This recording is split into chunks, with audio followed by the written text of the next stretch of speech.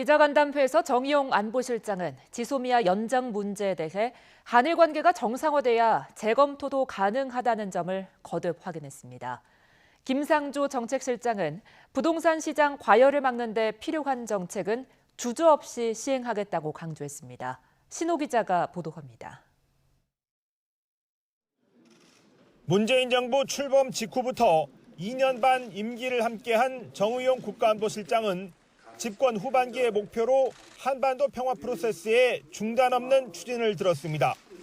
지난해 남북 정상회담과 북미 정상회담으로 전쟁의 위험성이 현저히 감소했고 평화체제 구축을 위한 토대가 마련됐다고 평가했습니다. 남은 2년 반의 과제로는 눈에 보이는 비핵화 협상의 진전을 언급했습니다.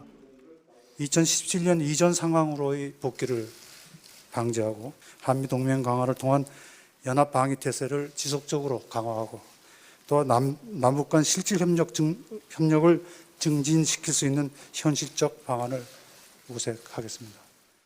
북미 실무협상의 재개 시기에 대해서는 미국이 적극적으로 북한을 설득하고 있는 것으로 알지만 언제 열릴지 예단하기 어렵다고 답했습니다. 오는 23일부터 종료 효력이 발생하는 한일 군사정보보호협정 지소미아 연장 문제에 대해서는 한일 관계가 정상화된다면 재검토 여지도 생긴다는 청와대의 기존 입장을 재확인했습니다. 원인 제공을 한 일본이 수출 규제를 철회해야 지소미아 종료에 대한 우리 정부 입장도 달라질 수 있다는 뜻이어서 일각에서 제기되는 절충적인 지소미아 연장론에 선을 긋는 모습입니다. 문 대통령의 세 번째 정책실장으로 취임 5달째를 맞는 김상조 실장은 성과가 확인된 정책은 강화하고 그렇지 않은 정책은 보완하면서 뚜벅뚜벅 가겠다고 말했습니다.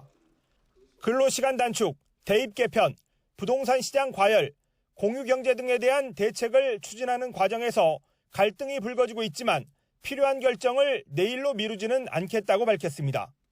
당장 어렵다고 해서 낡은 과거 모델로 되돌아가는 것은 실패를 자초하는 길입니다.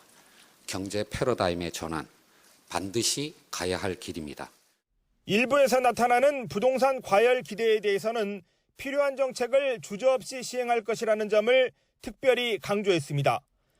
분양가 상한제 대상 지역도 언제든 추가 지정에 나설 수 있고 자금 조달 계획서의 신뢰도가 떨어지는 특정 지역 고가 아파트 구매자들은 조만간 출처를 소명해야 할 것이라는 경고도 함께 밝혔습니다. YTN 신호입니다.